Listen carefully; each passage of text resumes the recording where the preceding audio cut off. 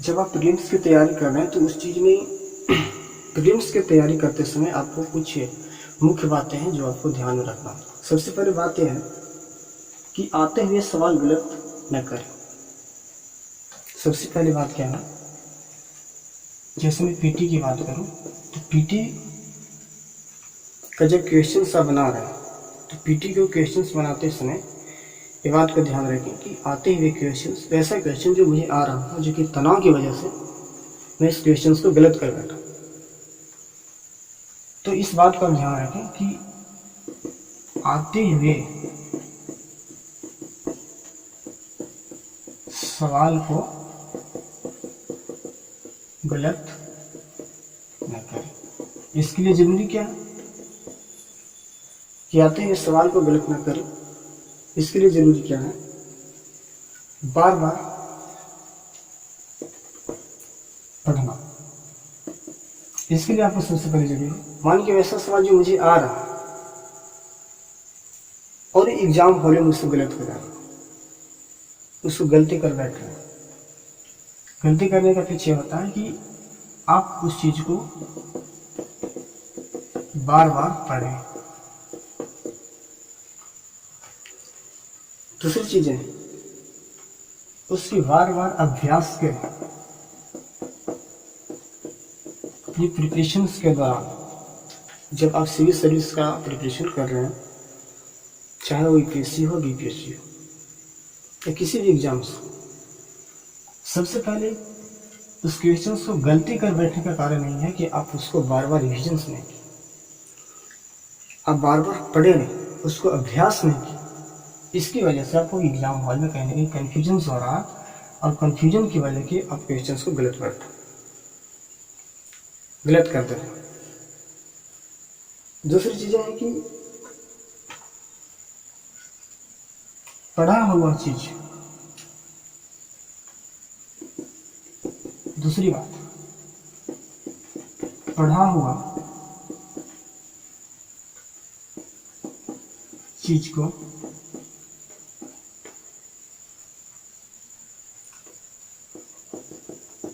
Exam के समय तक याद रखना।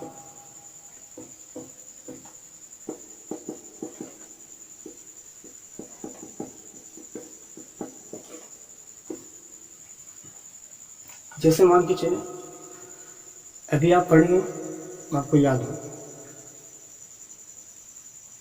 कल वो चीज अगर पूछे तो आप भूल गए, या 2 या 4 दिन के बाद आपसे पूछे तो आप उसको भूल गए। इसके सबसे पहले कारण होता है कि आप उस चीज को कहीं ना कहीं आपको बार बार उस चीज को रिवाइज नहीं, उस चीज को बार बार रिपीटेशन से नहीं, उसको अब अभ्यास में नहीं आया। इस वजह से आपको कंफ्यूजन होकर के आप क्वेश्चंस गलत कर बैठे। तो आपको कोई चीज पढ़े, उसकी काफी दिनों तक एग्जाम के समय तक याद रखने के लिए उसके सबसे पहले जो जरूरत होता है वो टेस्ट के साथ, जिस समय आप जिसे पढ़ रहे हैं उसको टेस्ट के साथ साथ, उसको टेस्ट के साथ साथ ये जरूरी होता है कि क्वेश्चंस को आप समझें, उस क्वेश्चन को, उस सवाल को समझें। आपको बार बार पढ़ने की आवश्यकता ये होती है कि रिपीटेशन, बार बार उसको रिवाइज करें, अभ्यास करें, उसको पढ़ें, तभी वो चीज़ें काफ़ी दिनों तक याद आएंगी। क्योंकि हर इंसान की मनोवृत्ति ऐसी होती है कि उसको भूलना, ऐसी नहीं कि हमारा कंप्यूटर माइंड है कि एक चीज़ पढ़ लिया वो माइंड में सेट हो गया, तो उसको नहीं भूलना। सबसे पहले जो जरूरी होता है कि उसको बार बार पढ़ें, उसको रिवाइज करें, उसकी अभ्यास में लाने का काम।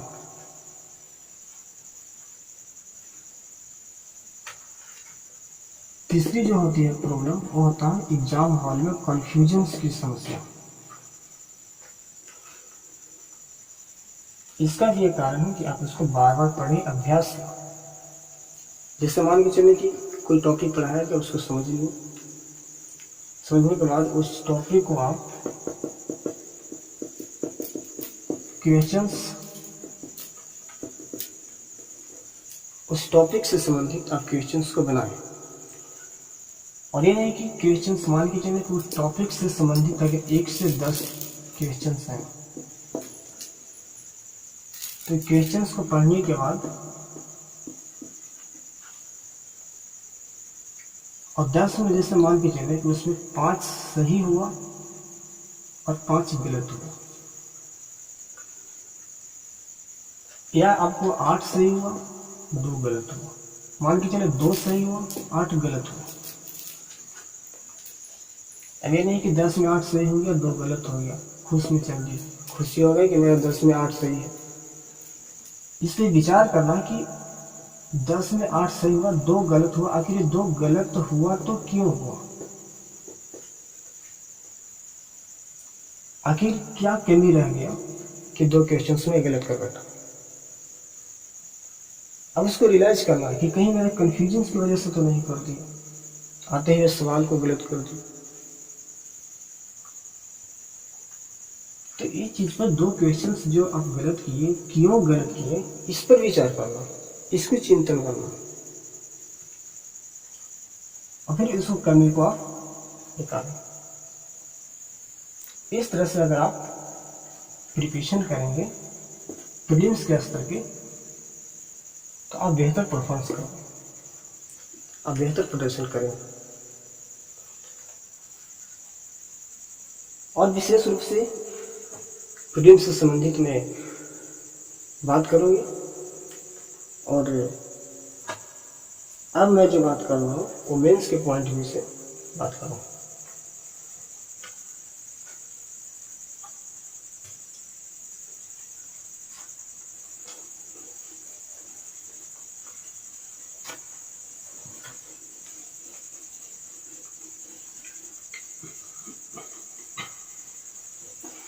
देखेंगे कि मेंस में हमें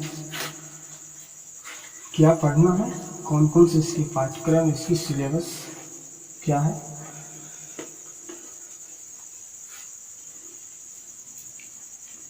और क्रमिक रूप से मैं सुविस्तार रूप से मैं बताऊंगा।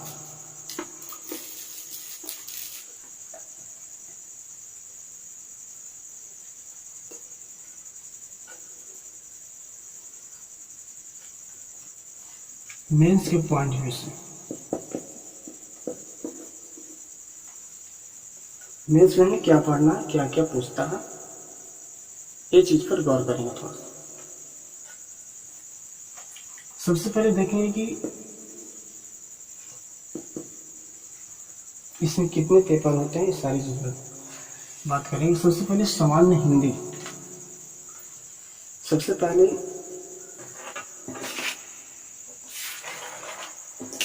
मेंस के स्तर पर जो पूछता है वो सबसे पहले जो सामान्य हिंदी,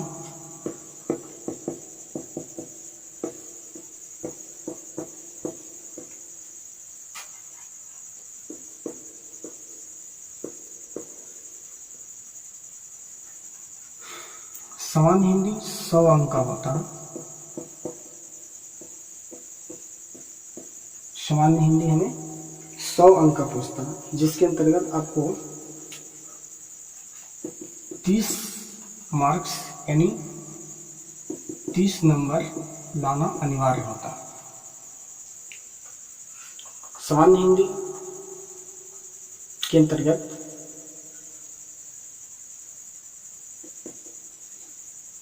100 अंक का पूछता है, जिसमें आपको 30 मार्क्स लाना अनिवार्य होता है। दूसरी बात कि सामान्य हिंदी के अंतर्गत पूछता क्या, तो सबसे पहले देखेंगे कि इसमें सबसे पहले जो पूछता है वो निबंध, उसके बाद व्याकरण, उसके बाद वाक्य विन्यास,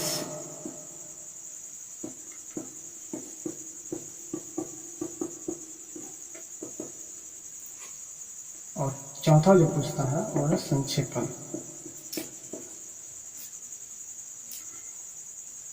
बातें करेंगे कि कितने कितने मार्क्स पे पूछते हैं। व्याकरण की बात करें तो व्याकरण 30 मार्क्स का, निबंध 30 मार्क्स से। उसके बाद वाक्य विन्यास 25 और संक्षेपण 15। ये चीज का मान सामान्य हिंदी की बात करें तो सामान्य हिंदी 100 अंक का, जिसके अंतर्गत 30 मार्क्स लाना अनिवार्य है। सबसे पहले उसमें जो सामान्य हिंदी के अंतर्गत जो हमें पूछता है उसमें सबसे पहले निबंध, व्याकरण, वाक्य विन्यास, संक्षेपण, कितने कितने मार्क्स का पूछते हैं वो मैं आपके सामने डील कर दिया। दूसरी चीजें हैं, ये आपका क्वालिफाइंग पेपर होगा।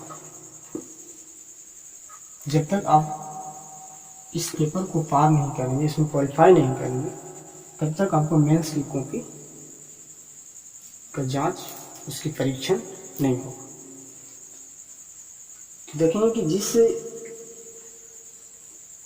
के आधार पर हमें जो मेरिट लगेगा उस चीज पर मैं विचार करूंगा कि मेंस के पॉइंट ऑफ व्यू से 2 पेपर होते हैं,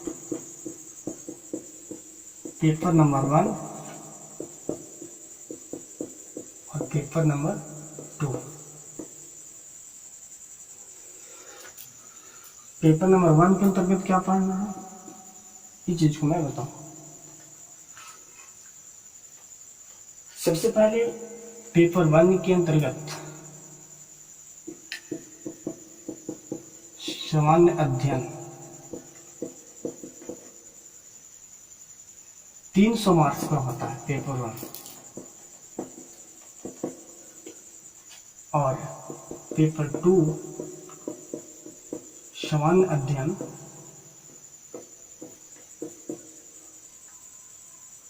300 मार्क्स का होता है। यानी दोनों पेपर 300 मार्क्स और एडी पेपर्स 2 पेपर्स 300 मार्क्स, यानी पेपर 1 300 मार्क्स का, पेपर 2 300 मार्क्स। अब ये देखना है कि पेपर 1 के अंतर्गत कौन कौन से विषय, कौन से सब्जेक्ट हमको पढ़ना होता है। सबसे पहले देखेंगे इसके अंतर्गत भारत का आधुनिक इतिहास और भारतीय संस्कृति।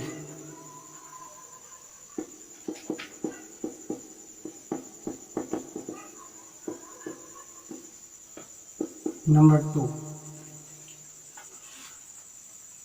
राष्ट्रीय अंतर्राष्ट्रीय घटनाक्रम, राष्ट्रीय तथा अंतर्राष्ट्रीय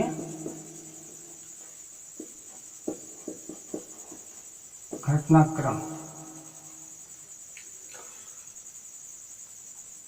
उसके बाद तीसरा इसके अंतर्गत सांख्यिकी, स्टैटिक्स जिसको बोलते हैं, सांख्यिकी, विश्लेषण,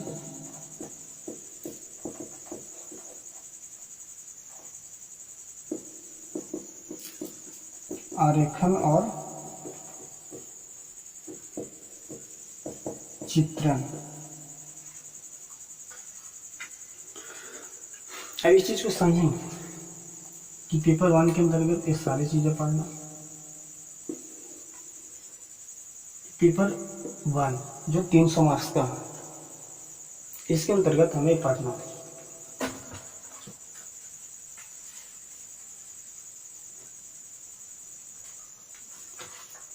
सबसे पहले देखेंगे कि पेपर 1 के अंतर्गत भारत का आधुनिक इतिहास।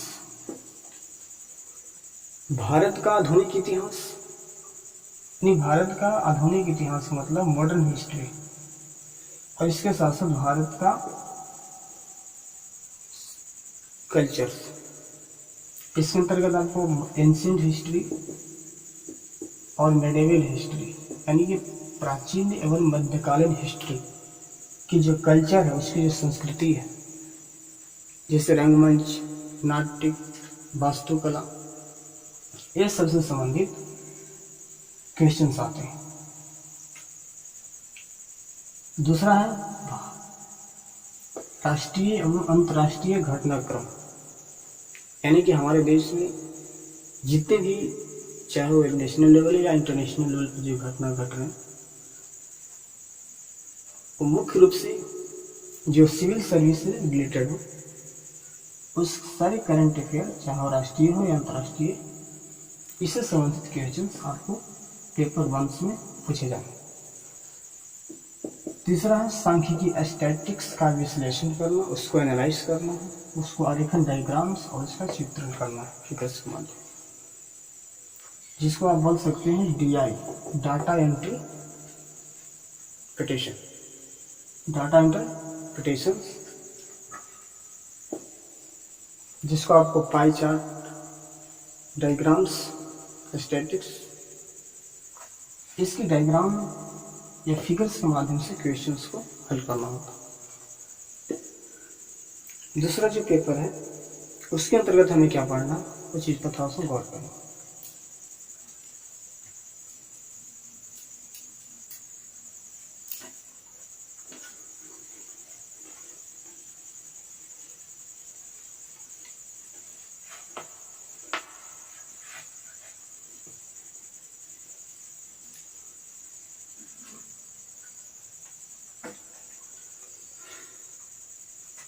पेपर 2 के अंतर्गत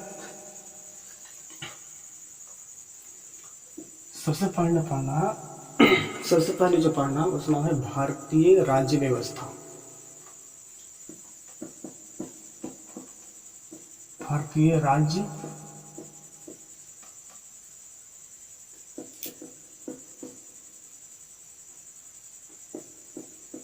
व्यवस्था।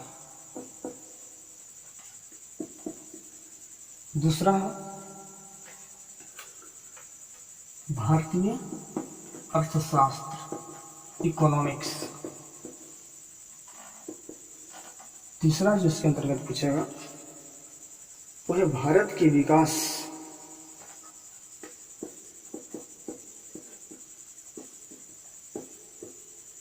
भारत के विकास में विज्ञान एवं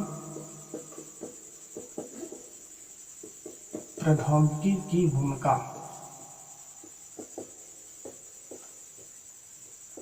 एवं उसका प्रभाव, ये आपसे पूछेगा पेपर 2 के अंतर्गत।